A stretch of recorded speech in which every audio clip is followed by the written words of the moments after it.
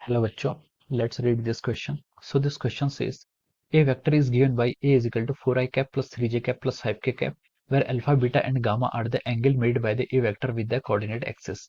Then match the column first with the column second and select the correct answer for the quotes given below. ठीक है, ये आपका column 1 है और ये आपका कॉलम 2 है और हमें क्या करना है, यहाँ पर मैच द कॉलम यहाँ पर फाइंड आउट करना है. ठीक है, तो देखिए बच्चों, इस क्वेश्चन का जो आपका की कॉन्सेप्ट होगा, इस क्वेश्चन का की कॉन्सेप्ट आपका क्या है. ये क्वेश्चन आपका वेक्टर्स पर बेस्ड है और मोर स्पेसिफिकली बोल दिया जाए तो ये आपका रिजोल्यूशन ऑफ वेक्टर पर बेस्ड है. ठीक है, वेक्टर्स का क्या हमने किया है, रिजोल्यूशन. ठीक है, रिजोल्यूशन ऑफ वेक्टर पर ही आपका बेस्ड क्वेश्चन है. यानी कि हमें यहाँ पर एंगल्स फाइंड आउट करने क्वेश्चन में, तो हम पहले उसके कंपोनेंट फाइंड आउट करेंगे. ओके, तो ये आपका रिजोल्यूशन ऑफ वेक्टर पर बेस्ड क्वेश्चन है. तो देखिए बच्चों, इस क्वेश्चन को देखिए, कोई भी वेक्टर होता है, ये आपका देखिए थ्री डायमेंशनल वेक्टर है, इसमें आई जे के कैप तीनों एक्सिस हैं. ठीक है, रिजोल्यूशन ऑफ वेक्टर का मतलब होता है कि जैसे आपका ये आपका एक कोऑर्डिनेट एक्सिस है, कार्टेशियन कोऑर्डिनेट है, एक्स वाई और z, these three are mutually perpendicular to each other. और कोई एक वेक्टर है, मान लीजिए इस वेक्टर को मैं ए वेक्टर बोल देता हूँ, यहाँ पर भी क्वेश्चन में मैं ओ ए वेक्टर डिफाइन किया गया.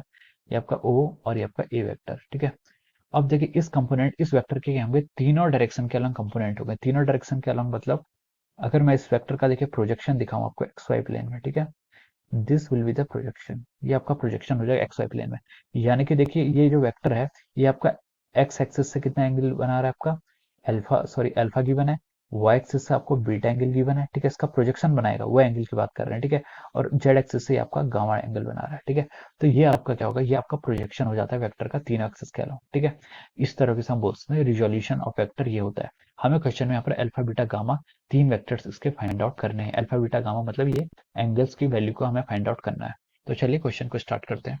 तो देखिए वेक्टर आपको क्वेश्चन में गिवन है, क्या गिवन है, 4I cap plus 3J cap plus 5K cap and where alpha beta gamma are the angles made by the vector with the coordinate axis. तो देखिए इस वेक्टर का पहले मैग्नीट्यूड कैलकुलेट कर लीजिए. मैग्नीट्यूड कितना हो जाएगा इस वेक्टर का, देखिए मैग्नीट्यूड होता है इसका जितने भी कोफिशिएंट है उसका स्क्वायर करके उसका अंडर रूट कर लेंगे. 4 square plus 3 square plus 5 square, इस समेशन ऑफ स्क्वायर का अंडर रूट हो जाएगा. ये आपका देखिए कितना हो जाएगा, यहाँ से 4 का स्क्वायर 16, 3 का स्क्वायर 9, 5 का स्क्वायर 25. तो 16 प्लस 9 25, 25 प्लस 25 50, रूट 50 आ जाएगा. ठीक है, रूट 50 से आप इसको 25 को बाहर ले लेंगे तो 5 रूट 2 आ जाएगा. ये आपका वेक्टर सॉरी वेक्टर का मैग्नीट्यूड आ गया.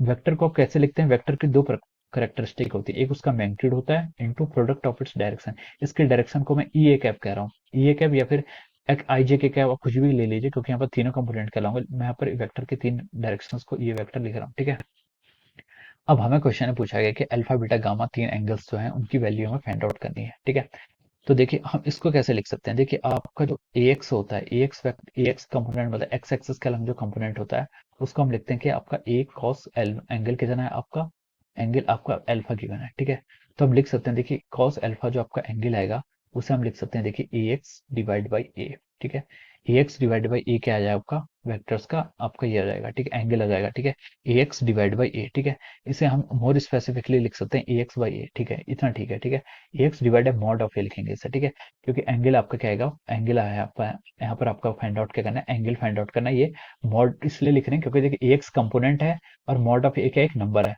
तो जो आपका एंगल आना चाहिए वो एक नंबर आना चाहिए, कोई वेक्टर नहीं आना चाहिए, इसलिए मॉड ऑफ ए डिफाइन कर रहे हैं. ठीक है, तो देखिए वैसे सिमिलरली हम ए वाई को डिफाइन करें तो हम ए वाई को देखिए मॉड के टर्म में डिफाइन करते हैं, कॉस ऑफ ये आपका बीटा हो जाएगा. ठीक है, तो यहाँ से आप क्या लिख सकते हैं, cos beta is equal to a y divide by mod of a. ठीक है, और सिमिलरली हम एजेट को क्या लिख सकते हैं, एजेट को हम क्या लिख सकते हैं, मॉड ऑफ ए, ये आपका यहाँ भी मॉड लगा दीजिए. ठीक है, mod of A cos of our alpha beta gamma, ये आपका गामा हो जाएगा. ठीक है, तो हम देखिए यहाँ से कॉस ऑफ गामा को क्या लिख सकते हैं, a z component divide by mod of A.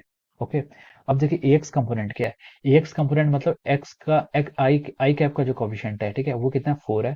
Question में देखिए गिवन है 4 डिवाइड है मॉड ऑफ ए कितना आ गया आपका 5 रूट 2 आ गया.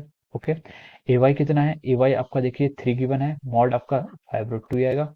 एजेड कितना गिवन है, 5 गिवन है और मॉड आपका क्या आएगा, आपका 5 रूट 2 ही आएगा. ओके, ये आपका cos alpha cos beta cos gamma आ गया. ठीक है, अब देखिए यहाँ से आप अल्फा बीटा गामा की वैल्यू फाइंड आउट कर लीजिए. ठीक है, इसको आप इक्वेशन 1 मान लीजिए, चलिए इसको आप इक्वेशन 2 मान लीजिए और this is our equation number 3, ये आपकी इक्वेशन 3 हो जाएगी. अल्फा बीटा गामा की वैल्यू फाइंड आउट करनी है. तो देखिए अल्फा को क्या लिख सकते हैं हम, देखिए कॉस को धले जाएंगे तो आ जाएगा आपका cos inverse of our 4 divide by 5 root 2, ये आपका अल्फा की वैल्यू आ गई. ठीक है, बीटा की वैल्यू फाइंड आउट करेंगे तो बीटा को हम लिख सकते हैं, देखिए कॉस इनवर्स आपका उधर चला जाएगा, cos inverse 3 divide by 5 root 2, 3 divide by 5 root 2, ये आपकी बीटा की वैल्यू आएगी।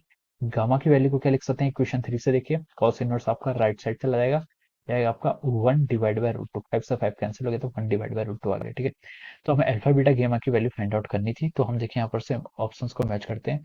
तो कॉस 4 5 ये आपका ऑप्शन 2 में है, देखिए कॉलम टू में मैच करा रहा हूँ, ठीक है।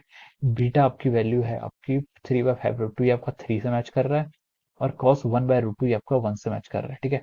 तो इसका जो पैटर्न आ रहा है वो आ रहा है आपका क्या, 2 3 1 देखिए आपका ऑप्शन बी से मैच कर रहा है, ऑप्शन बी में क्या आपका 2 3 1 है।